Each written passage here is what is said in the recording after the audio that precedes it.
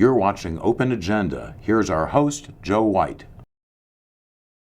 Welcome to Open Agenda. I'm your host, Joe White. In the studio with us is Mr. Mike Goldberg from Delmar. Thank you. Yes, sir. Jim Atkins from Mardella. Thank you. Yes. So we were at the meeting on Tuesday for the county council meeting, and part of that was the CIP. And Yeah. I want to bring in Joe Scafino later. I was actually sitting next to him at the meeting, and Yes. he was excited. He saw the CIP on the agenda, and he thought we were going to talk about the CIP, but that was not the case, right? Well, this was his first experience with the CIP coming in front of the council. Baptism by fire. Baptism. He got to see how the sausages actually started to be made, and it wasn't the way he thought it was going to be. But the good thing is we've had the CIP for a couple days. Yeah. The three of us have had a chance to evaluate it from multiple angles. Yeah. The detail in the projects, the priority or lack of prioritization. And then, Mike, I'd like to have Joe in and then have you come back to talk about more the longer term, the financial liabilities of how the CIP is presented. Well, stay with us. When we come back, we're going to bring in Joe Scafino and we're going to dive into the CIP. Welcome back to Open Agenda. In the studio with us now is Joe Scafino from Salisbury. Joe, thanks for joining us. Yeah, well. Jim, thanks for sticking around. Sure. So, Joe, you were at the Tuesday County Council meeting, and I was sitting next to you, and you were excited because you thought you were going to hear about the capital improvement plan, right? Right, that was what the agenda said. Address it. So I was ready. Yeah. Jim and I have been going for a few years now, and We know better. yeah, all that meant was it got turned in. That was the first time the county council had seen it, which is odd because it's been getting worked on for a while.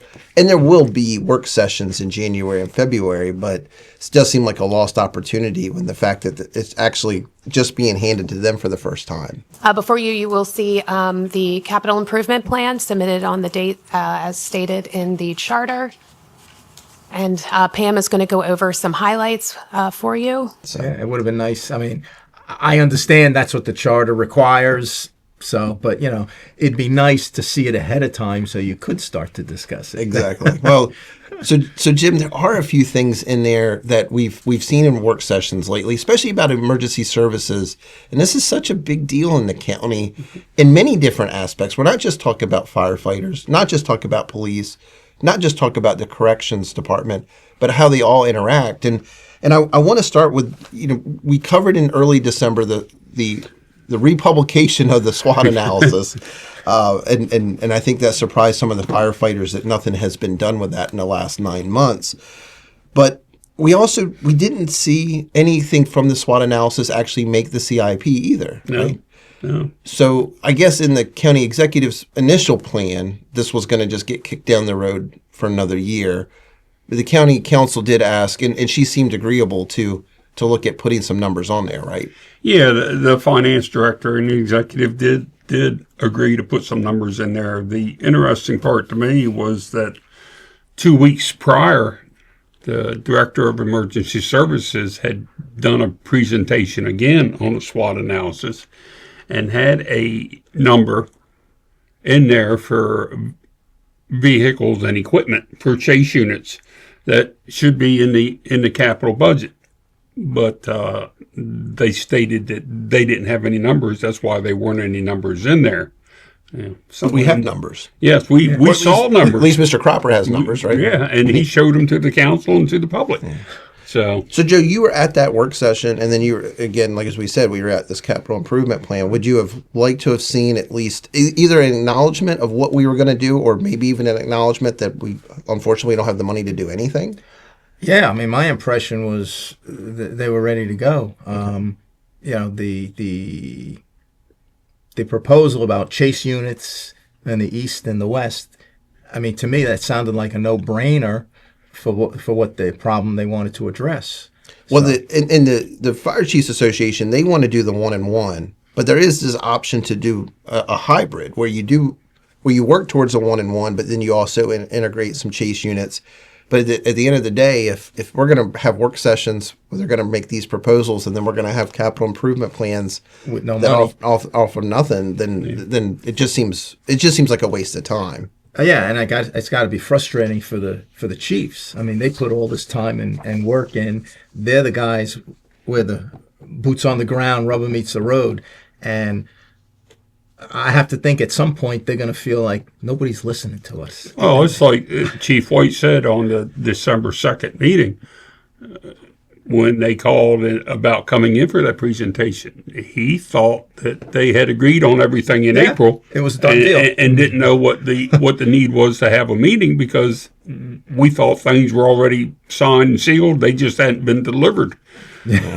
Well, talk also about boots on the ground. Another area that you don't think about until you need them is the 911 center. Exactly. And initially in the plan to build the new sheriff's office, there was going to be a new emergency services center that would house 911 out at the It was new going to be a site. combination building. Yeah, Yes. and for financial reasons, they didn't do that at the time. They're still kind of crammed in the second story of the detention center. Yeah. Jim, you've worked there. Yes. And they are crammed in. Yeah. That's correct. So in this CIP, they do have over the next 5 years about $36 million set aside to design. I think $2 million to design the building, and then another $20 million plus for the. $22.5 million for the building. And I mean, the can has been kicked down the road. One of the biggest problems now with the amount of room that they have up there, they have gone to the same type of work schedule that the fire departments go by. They're working 24 on, 72 off. And they need some place that they are allowed to go in and rest during that 24-hour shift. You can't expect them to stay awake the entire time. So, I mean, just knowing what I know from when I was there, I'm sure whatever room they've created for them to go in and rest is not great. Yeah. Yeah. And then that also leads us into the Department of Corrections part. And look, I got to say, I think a lot of these departments did a nice job at least laying out their needs. I'm Yes. not sure if the plan gives the public a really good idea about where the priorities are necessarily. But it was great to see how there was a little bit more detail, which is a positive. It probably needs more, but at least we're headed in that direction. The Department of Corrections, they want to reuse the old sheriff's office off of Naylor Mill Road, but that would require renovations, and we did see that in the CIP, right? Yes, and that has been in previous CIPs. Yeah. Another thing, and you can't fault the administration or anybody. You can't do everything you want in 1 year. Sure. But there comes a point in time where certain things just can't keep being pushed down the line on and on because they're going to cost money. The 911 center is a classic example. I mean, that has been in the plans basically since the sheriff's office got in the plan because, as Joe stated, initially it was going to be a combination building, but then the county couldn't afford both buildings, so they've pushed the 911 center down. Well, it has now gone from a projected $20 million building to a $22.5 million building. So, I mean... And I do want to say that decision to push that down was not this current council or current administration. No, it wasn't. So this wasn't something that a current county executive decided. No. But you only have so much money, and things have to be pushed down the road. But what you have to do each year is you have to get your priorities on the top of the list, and the things that aren't priorities we just can't do these things, Now, I will say one thing that's impressive is how quickly the new Shoemaker Library has come about. I mean, I definitely had concerns when we first started planning this because it seemed rushed. yes. But in less than 2 years, we've gone from this was not part of our future to that it's being implemented. And because of it is impressive, their capital campaign. Yes. They've exceeded the amount of donations they expected to collect. And we are proceeding with even state grants coming back in to start putting in the Performing Arts Center. Yes, and the possibility that, the CIP shows a projected amount of donations for the library, which have been exceeded already. So it may very well amount that the PAYGO or county funding for the library may be negated because of the amount of donations that come in. The little bit more than $1 million that the county was going to put into the library may very well be covered by private and corporate donations, which will be a help for the county. It's a great way to use Yes. public-private partnerships to not burden the taxpayers. Now, there are still some questions. I mean, so Board of Education, the county council, the executive's office asked them, and they agreed. It was a 5-1 vote to extend basically the forward fund for Fruitland Primary. They only expect that to be 15.5 million. But they had to sign a note that would say that it could go up to 39 million because that is the total. It probably won't be that high. But one of the interesting things is we saw at the work session with Dr. Stauffer and Tara Barsky when they talked about the weapons detection systems. They put in there for 1.6 million at the high end on the capital cost. What's interesting is on the CIP, the county executive has put in 2 million. Yes. I'm not sure why we needed an extra 400,000. So I emailed Dr. Stauffer yesterday. I think you reached out to him as well. I spoke to him as well. Yes. He told me the number hasn't changed. Yes. The number is still the 1.6 million. And the 1.6 million, as Dr. Barsky stated, was put in there at the high end, the high estimate, because they did not want to have to come back to the council and ask for additional funding. So they, in my opinion, overestimated the cost of the equipment. Yeah. So then why At 1.6 million. At 1.6 million. So why does the county then go in and show it in the CIP at 2 million? Well, Jim, you and I have both spoken at several council meetings about the moving of capital Shifting the money. yeah. And as a fiscal conservative, it rattles my cage that we would have overstated funds, and instead of returning them to the ledger to limit the burden on taxpayers, it seems like we're just finding other projects to funnel, which may not be in the same order that the CIP should show. Like Yes. we don't have that public discourse.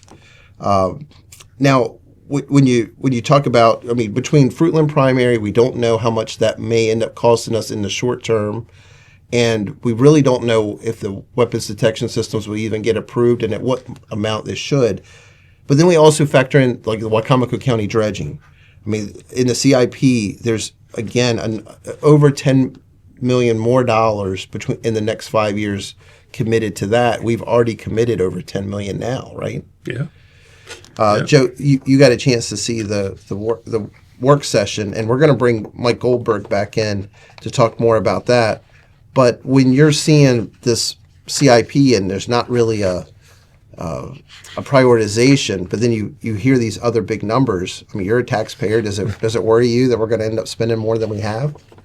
Oh, definitely. I mean, the state has to have a balanced budget, and I'm assuming we have to have We one do. too. We So, do. We have to balance it. Yeah. And that's why you get a balanced budget.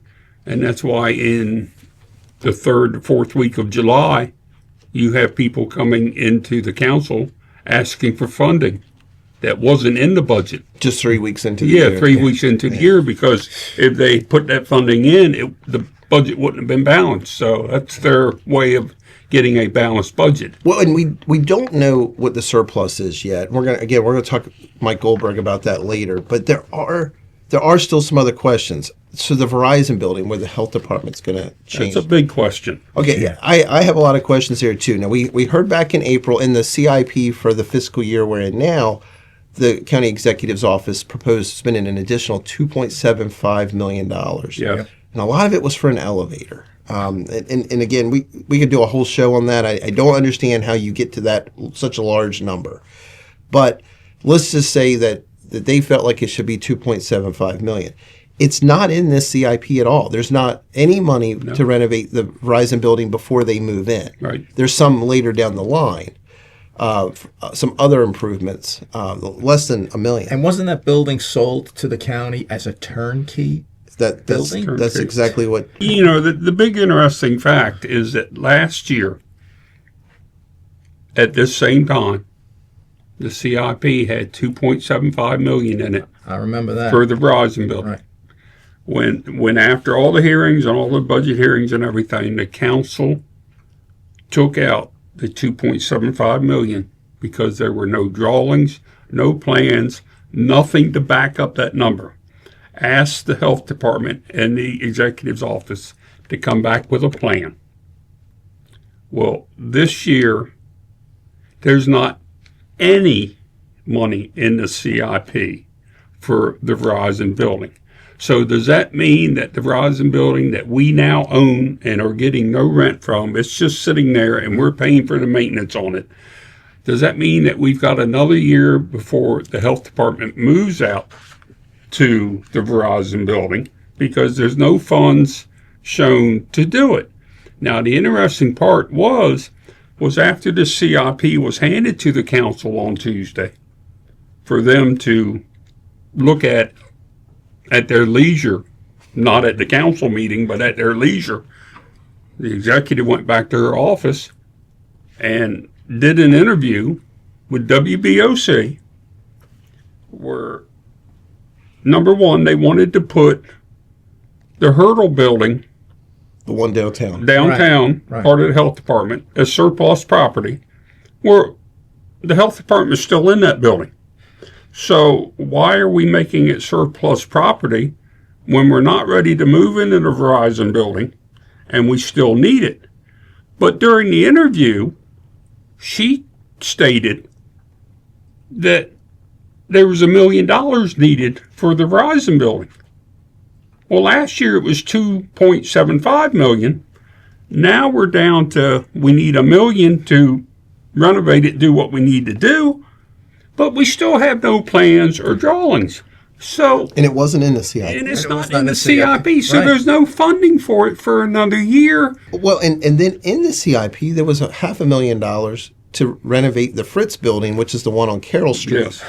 Which is, there was already $200,000 set aside to do that work. And we were told that they didn't need to do it. They moved that money to the nursing home to upgrade the electrical system there, which I can Is agree needed. is needed. Yes, yeah. yes. I'm not against that. But you had the money there. But and now, then you take it, we're asking for it again. but 2.5 times. This Yeah. is not fiscally conservative No. or fiscally responsible.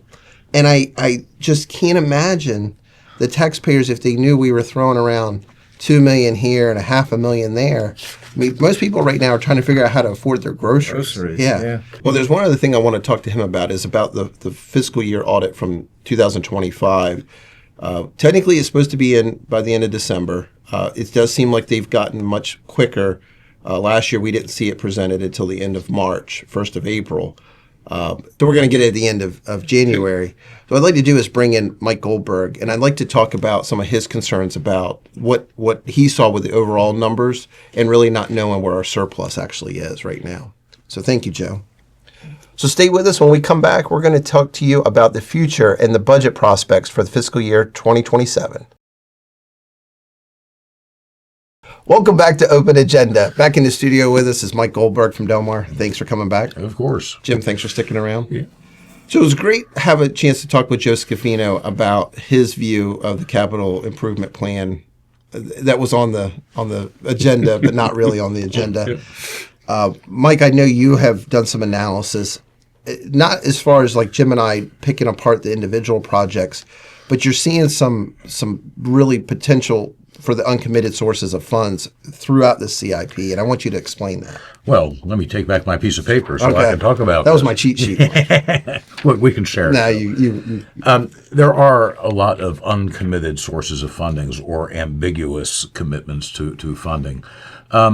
State grants and loans, federal grants, what's I only called other, which is completely unidentified and to be determined. Now, these collectively make up about 46% of the projected uses of funds. That's a pretty big chunk. Now, if we can't identify what those sources of funding are, then are they valid? We don't know. The devil's going to be in the details on that. Of course, I'm particularly concerned about state funding because the state, as almost everybody knows, is experiencing a fiscal crisis. And I think we can reasonably expect that funding across the board that would flow down to the counties, it's probably going to be reduced. And that could also include our disparity grant. So, we have this wish list, but right now we don't completely understand how we're going to pay for it. you have to make certain underlying assumptions in any kind of a budgeting process. You have to make the leap. You do, Yeah. but they have to be reasonable assumptions. Are these assumptions reasonable? I have no idea. Well, and Jim, we said in the last segment we wanted to talk about it. One of the things that would make some of these assumptions more reasonable to understand is if we had the audit from the fiscal year 2025, which ended back in June. Last year, we found out after the audit came out, which was really late. It's nice to see that it's getting earlier. PKS has been in earlier. They said that things are ahead of schedule. But we found out we had about a $17 million surplus. And surplus meaning unspent funds. Yes. Or maybe revenues were a little bit higher Yeah. in some areas. If the state is, as you said, they're in a financial crisis, they have a structural deficit, that has a tendency to hit the counties in multiple ways. It could just hit directly to the taxpayers, which would be terrible. It could just come back to as more unfunded mandates down to the counties. Or, as we've seen with Fruitland Primary, could just come from, hey, we got you guys, go ahead and pay for it, we'll pay you back later. But that's not a bottomless bank account. Yeah, they promise. Well, these surpluses are nice. 17 million last year. The year before, we were all surprised because we got a $7.5 million surplus that nobody knew about. But the great thing about these surpluses is they should not be in your plans to fund your projects for the year. Yes. 2 years ago, when we had the $7.5 million surplus windfall, we allotted $4 million to get a new roof that was sorely needed on the Civic Center. There was a lot of wants and legitimate wants from the west side of the county. Nanticoke, Bivalve, Cedar Hill, that those marinas needed attention. They needed electricity, lights. The bulkheading was deteriorating. Fine, they sent that money down there. Excellent use. They weren't top priority things, but when you get a surplus, that's what you can take care of. Exactly. The But you wait till it comes to you. you wait first. till you get it. You don't spend it anticipating it. Yeah. But right now, we don't even know if all of the essentials are going to be covered. No. And I'm also concerned about some of the enterprise funds, particularly with the landfill. Well, talk about Cell 7. I mean, Cell 7. Yeah. Well, and not just Cell 7. But the landfill as a whole. Yeah. Yes. Because we know that since the out-of-county trash has been prohibited, that revenues are down. This was part of the presentation at the council meeting. So there's not as much revenue that is going to be generated going forward at the landfill.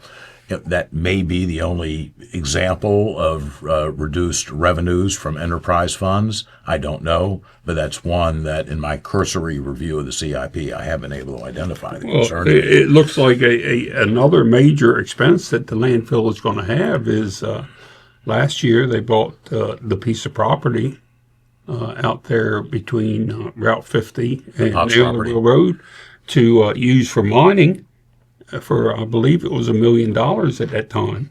Well, if you look at the CIP now, with the mining permits and all the inspections that have to be done yearly and EPA requirements yearly, there's a large pot of money going in that land. We're not just going into that land with our equipment and digging dirt. Yeah. It's going to be an expense. Yeah. See, the devil's in the details. One thing the CIP sorely lacks are the details. One thing that was in the CIP that I just was blown away with it, and I am not saying it's not justified, but there needs to be a long-term plan. The ferries, Upper Ferry and Whitehaven Ferry, have to be taken out of service every other year for maintenance by the Coast Guard and all. Sure. It's $600,000 a year Yeah. for maintenance on those ferries. And Upper Ferry's been out of service for Yes. 7 or 8 months now. And today, as we speak, Whitehaven is out of service. So both ferries in the county are out of service, and we're paying $600,000 a year for maintenance. Well, Now, 300,000 would have come from Somerset for Whitehaven. well, correct. Yes, thank you. Yes, Somerset does pay $300,000 of that. Problem that it creates for the people on the west side of the county who try to get to Somerset or wherever they go and maybe work every day, they have to add 15 miles to their trip. Yeah, I mean, when Whitehaven or when Upper Ferry's out, it's an inconvenience. Yeah. But when Whitehaven's out, It's you a big depend on it. inconvenience. Yeah, that's an hour difference. Yes. Talking about the rivers, I mean, we're seeing even more money being set aside for river dredging or managing the dredge spoils. And I know we got to see a very well put together presentation from Adam Corey with lots of different state agencies, and it was very well thought out. But I think as a taxpayer, one of the questions I'm asking is where is the bottom of this pit? Because I know previous administrations, previous councils maybe put some of this stuff off, but now we've already committed over $10 million in this year to dealing with the dredge spoils. We got skipped. We found out that we've known we were skipped on the dredging cycle since middle of April, right after the first $2.3 million was set aside. But in the CIP, you're talking in the next 5 years, another $12+ million. Does that mean that we're now maintaining it at that level? Is that because it used to be about 300,000, right? We have a short-term problem and a long-term problem. The short-term problem right now is the stockpiled spoils at Sharps Point and also at the Allen Convenience Center. That stuff has to be moved so they can make room for more dredge spoil. But I think there needs to be some limitations on how much we actually stockpile because there are so many potential beneficial use projects right in the Wicomico River and nearby in other portions of the Chesapeake Bay where this dredge spoil material can be pumped directly onto a barge and moved elsewhere. I hope you're not saying we're going to move it back out of the Allen Convenience Center because we just spent $2.3 million moving it Well, there. we're going to, but that was a stopgap measure, and I think this. So we could get dredged this year, but we're not. We're not. And it's We not haven't gonna- solved the short-term problem. We have not, but the executive short-term problem is simply to dump it in the pits at the Connolly Mill site. Well, I And- think you saw very quickly during the presentation. Number one, Councilman Hastings said that that wasn't going to happen. He said it was DOA. Yes, and very quickly after that, Council President Cannon told the people to take it off the presentation because it wasn't going to happen. So, We talk about the issues we have at the Plots property for mining soil. right? Imagine all the permits you'd have to go through to dump dredge spoil on top of the Paleo Channel at the head of the Wicomico. So, this is very concerning, but it would have been a great short-term solution, but a short-term solution should not have been necessary had past administration stayed on top of this, Exactly. which they failed to do, and the current administration, well, look, it's been 3 years in office, and it's just now being dealt with. They had time to find more economical, more environmentally friendly solutions, but they, past and the current administrations have really failed in that endeavor. Well, one of the things that just irritated me to no end during the presentation, they want to keep saying that these problems are 3 and 5 years old prior to this administration, and they weren't addressed. And that part of it is true. It is. That part of it is true. But one of the people sitting at the table giving the presentation was in charge of Public Works 3 to 5 years ago, and they now have a solution. Well, where were they 3 to 5 years ago when this needed to be done and they didn't do anything? Well, some of those people, unfortunately, don't really have the qualifications to do this type of long-term, planning, and but they're still there. There's clearly no accountability, and I find that as a taxpayer to be Yes. very, very upsetting. So, Well, we know we're going to be watching this into the new year. And speaking of the new year, we're going to be taking a little break for the holiday season. And I hope you all have a Merry Christmas and Happy Holidays. Thanks. And all our viewers, Merry the Christmas, same. Happy Merry Hanukkah, Christmas. Happy New Year to everybody. Thanks for watching this episode of Open Agenda. We'll be back next year with more new episodes.